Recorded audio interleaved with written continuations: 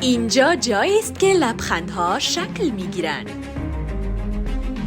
جایی که درد به آرامش و نگرانی به اطمینان تبدیل می شود. مرکز تداوی دندان باران رحیمی افتخار دارد که بیش از 10 سال فعالیت با ارائه خدمات تخصصی و حرفه‌ای با بهره‌گیری از تکنولوژی جدید در خدمت مراجعین گرامی قرار دارد. اینجا با فراهمسازی محیط آرام، پاکیزه و کاملا مجزا برای مراجعین ذکور و اناث، آسایش و اطمینان شما را در اولویت قرار داده ایم. هدف ما فراتر از تداوی است.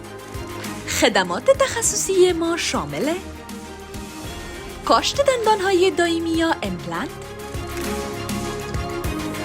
ارتودنسی یا منظم نمودن دندانهای انحرافی، عصبکشی و پرکاری دندانها با پیشرفته‌ترین تجهیزات، بلیچینگ یا سفید نمودن دندانها، لامینیت های سیرامیکی و انواع پوش های سیرامیکی، جراحی های فک و اصلاح طرح لبخند.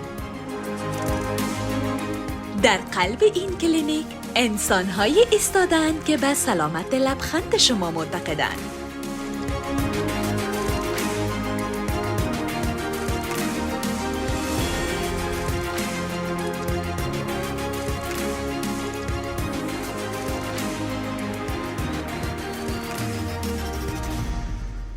آدرس ما شهر مزار شریف، کوچه سیاگرد، مارکت ولیعصر، بالای کلب ورزشی پاور هاوس.